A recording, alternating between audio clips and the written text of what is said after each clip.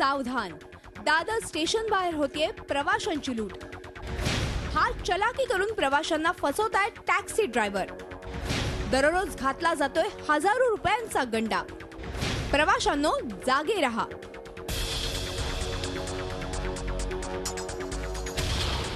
Dadar railway station बाहेर Zee मीडियाचे पत्रकार राकेश ठाकूर यांना आलेला हा एक धक्कादायक अनुभव। सोमवारी पुण्याला जाण्यासाठी त्यांनी टॅक्सी पकडली, तेव्हा टॅक्सी चालकानं त्यांना कसा हातोहात गंडा घातला ते पहा। ठरल्याप्रमाणे त्यांनी माझ्याकडे 700 रुपये हे केले आणि 300 रुपये मला दिले आणि मला तो बोलला की 1000ची नोट द्या। मी त्याला 1000ची नोट दिली आणि त्यांनी दिलेले 300 रुपये मोजणार इतक्यात त्यांनी त्या निऑन लाईटवरती, ब्लू कलरच्या निऑन लाईटवरती ती नोट कुठेतरी लपवली आणि मला 100ची नोट दाखवली आणि बोलला, अरे आपने तो मुझे 100 का ही नोट दिया है, 1000 का नोट नहीं दिया। तर मी थोडा गांगरलो, बोललो अरे मी जर माझ्याकडे तर 1000चाच नोटी होता, मी 100ची नोट आणणार कुठून। त्यांनी माझ्याशी थोडासा वाद घातला आणि थोडीशी दमदाटी केली। पुण्याहून परतल्यानंतर त्याच दिवशी संध्याकाळी राकेश ठाकूर यांनी माटुंगा पोलीस स्टेशनमध्ये याबाबत गुन्हा नोंदवला। नेमकं त्याच वेळी अशाच प्रकारचे फसवणूक झालेली आणखी एक अनिवासी भारतीय व्यक्ती तिथे आली। ही मोडस ऑपरेंडी लक्षात येताच पोलिसांनी सापळा रचून संबंधित टॅक्सी चालकाला ताब्यात घेतलं। संध्याकाळी इकडे आलो 7:15च्या दरम्यान, तेव्हा ते मला इकडेच सापडले आणि मी पोलिसांना सांगितले की मला ज्यांनी फसवणूक केली तो हाच माणूस आहे आणि त्यांनी त्याला पकडलं आणि ते पोलीस स्टेशनला घेऊन गेले। पोलीस स्टेशनला घेऊन गेल्यानंतर त्यांनी कबुली पण दिली की मी याच्याबरोबर असं केलं वगैरे। काय आहे या टॅक्सी चालकांची हात चालाकी? दादर स्टेशन बाहेर टॅक्सी चालक स्वतःहून प्रवाशांकडे जातात। या टॅक्सीच्या आतील भागात निऑनचे लाईट्स लावलेत। निऑनच्या रंगीबेरंगी प्रकाशाचा हे ड्रायव्हर फायदा घेतात।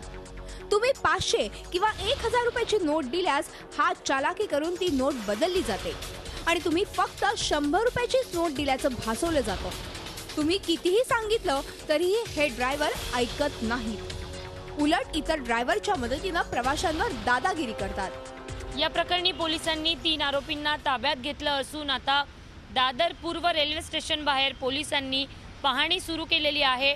जर या प्रकरणी प्रवाशांना देखील आपल्यासोबत फसवणूक झाल्याचा संशय असेल तर तातडीने पोलिसांना कळवा, ड्रायव्हरची ओळख पटवून द्या आणि सगळ्यात महत्त्वाचं म्हणजे जर कोणत्याही टॅक्सीमध्ये निऑनचा रंग वापरला जात असेल आणि त्याचा गैरफायदा झाल्याचा तुम्हाला संशय असेल तर पोलिसांना त्याची माहिती द्या, असंच आवाहन सध्या माटुंगा पोलीस करतायत। दरम्यान तिन्ही आरोपी टॅक्सी चालक आता जामिनावर सुटलेत। आरोपींविरोधात पुरावा नसल्याचं पोलीस सांगतात। मग पुरावा आणायचा कोणी?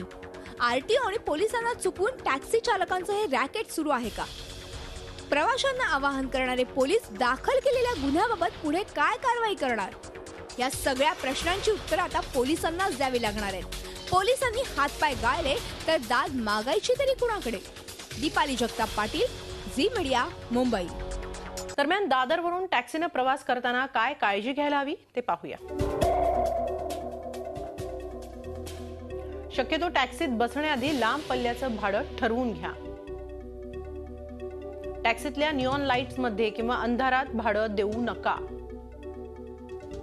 टॅक्सी चालकाला पैसे देतानाच किती रुपयांची नोट देताय ते सांगा। टॅक्सी चालकाशी वाद झाल्यास वाहतूक पोलीस किंवा पोलीस चौकीत तक्रार करा। पोलिसांनी गुन्हा दाखल करण्यास टाळाटाळ केल्यास वरिष्ठांकडे तक्रार करा। पण याबाबत अधिक बोलूया, आपल्याबरोबर आहेत आमच्या प्रतिनिधी दीपाली जगताप पाटील। दीपाली, या 3 ज्या टॅक्सी चालकांना पोलिसांनी पकडलं होतं मात्र त्यांना जामिनावरही सोडण्यात आलेलं आहे, निश्चितच गंभीर आहे, याबद्दल नेमकं पोलीस काय सांगताय?